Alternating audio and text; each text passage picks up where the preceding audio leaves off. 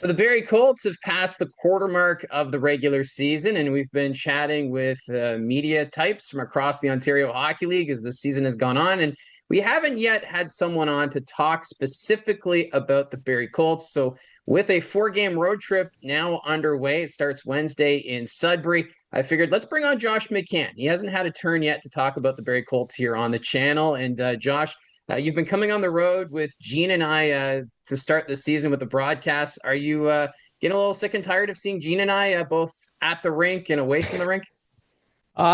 Not yet. I'm a bit worried as the year goes on. We got another big week this week, but I know Gene's not going to be there on the weekend in Erie and Niagara, so we'll get a break from him. But I still have to deal with you all week.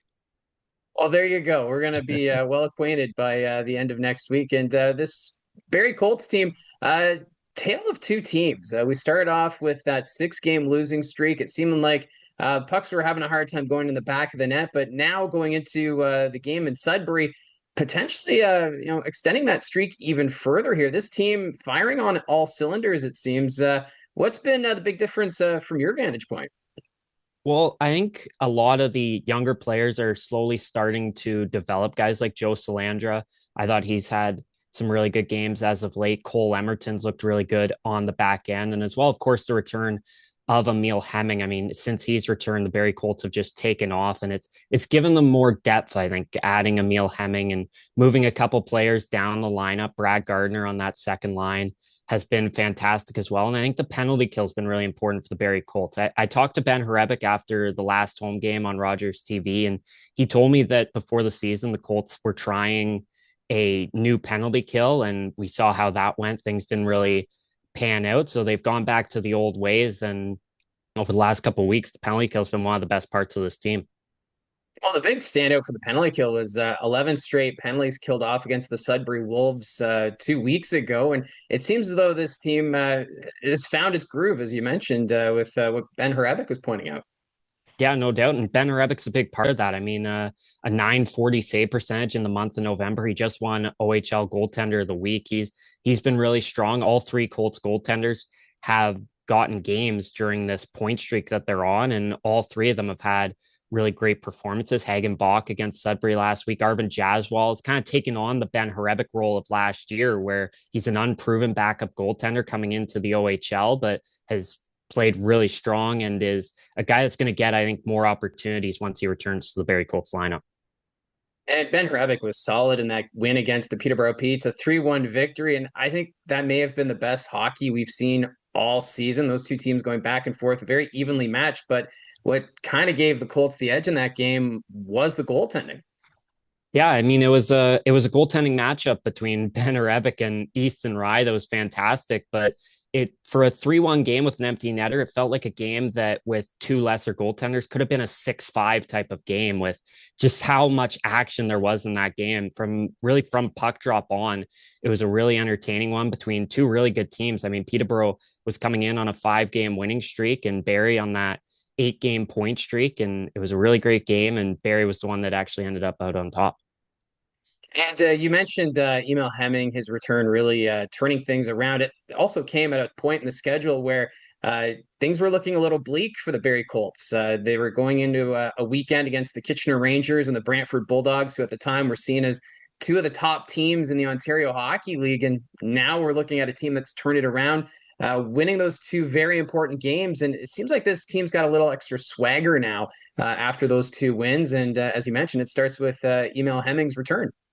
Well, it's kind of interesting because when you look back on that week, the Barrie Colts played in Sudbury on Friday night, and the Sudbury Wolves, they're down at the bottom in 10th place right now in the Eastern Conference, and the Barrie Colts didn't look good against them at all. And you kind of worry going into those games against Kitchener and Brantford, thinking with 6-game losing streak, it may only get worse because you're playing two of the best teams in the OHL. And the Colts came out and they outplayed Kitchener on the Saturday, winning that game in overtime. And then, of course, that big game against Brantford, Emil Hemming returns and scores 2 goals and is a part of the overtime winner against the best team maybe in the CHL. And that really got the momentum started for the Barrie Colts. And it's a Barrie Colts team. Keep in mind that even during the losing streak, they truly believed that they were still one of the best teams in the OHL. I think they thought, once we start getting the discipline and the penalty kill better, we're going to take off and be a good, really good 5-on-5 team.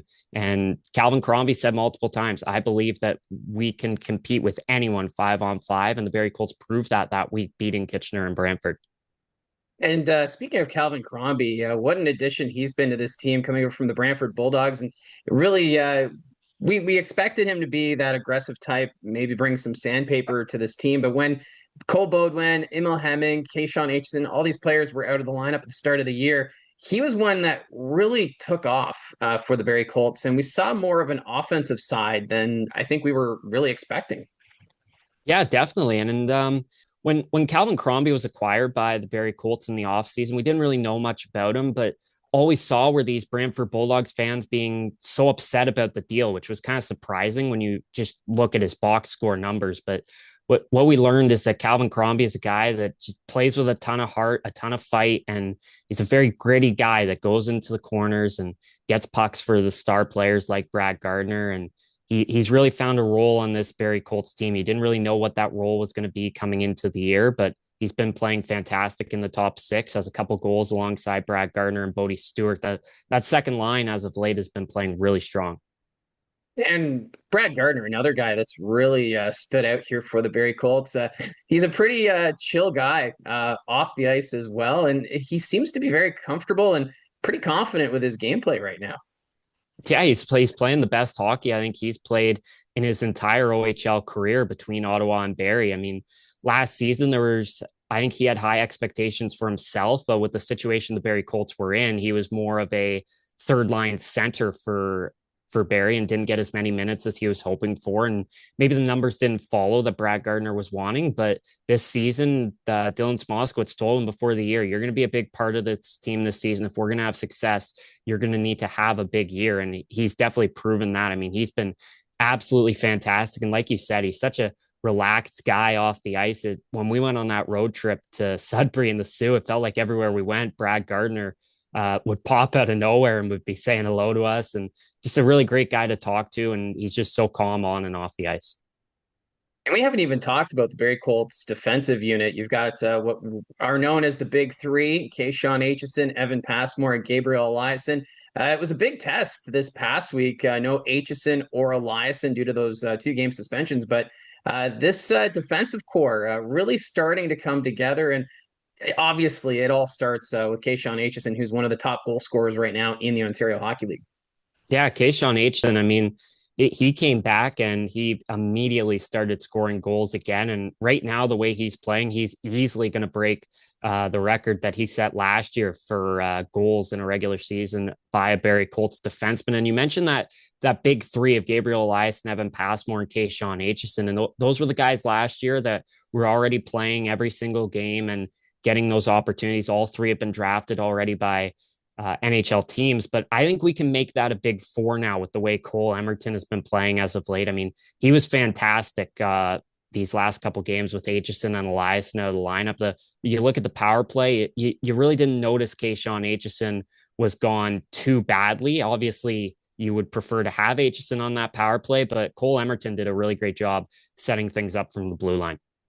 Yeah, I was really impressed. Emerton and Hanser, two players not known for their goal scoring, but they've looked comfortable, confident on the blue line, making those moves. And even Justin Hanser, he's kind of stepped up his game from last season. There was one play in particular last time up in Sudbury where he carried the puck to the net. All the Wolves players were keeping an eye on him, and that left Alex Asadorian wide open at the back door. So those two have really stepped up as well. Yeah, it's not often we see Justin Hanser with the puck right out front of the net. He usually stays back at the blue line, but yeah, he's another one of those guys that last season, he didn't play much, but when he got the opportunity, he proved enough to Marty Williamson and Dylan Smoskowitz to be given a role this season. And what started out as a third pairing defenseman this year. Quickly, all of a sudden, last week he was the top left-handed shot for the Barrie Colts, playing up top with Evan Passmore, and he really proved himself this week. I mean, this could have gone really bad for the Barrie Colts. Saginaw and Peterborough, two teams with a lot of scoring potential, and Barrie Colts without two of their better defensemen in the lineup, Hanser, Emerton, guys like that, were able to step up and shut them down for only 3 goals. So at the time we're recording, we're getting ready for that 4-game road trip for the Barrie Colts. Starts Wednesday in Sudbury and then Erie, Niagara before ending the road swing with the Sudbury Wolves. And I think this may be one of those crucial points in the schedule where you're playing these 4 games away from home.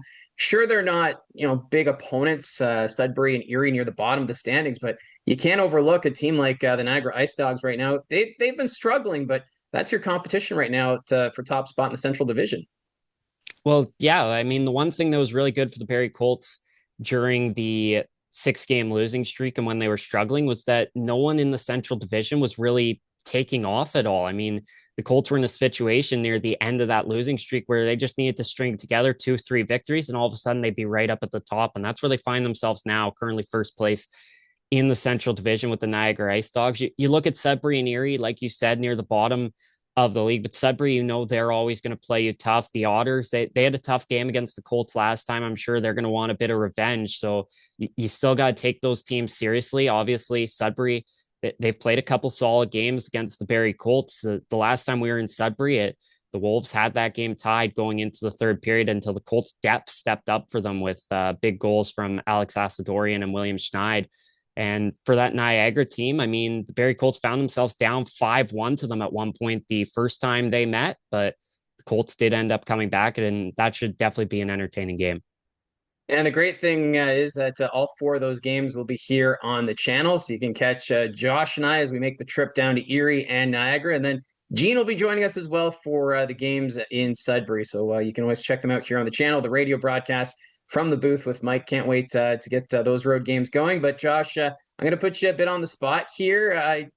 If you would give the Barrie Colts a grade on how they've been this first quarter of the regular season, what grade would you go with for this team?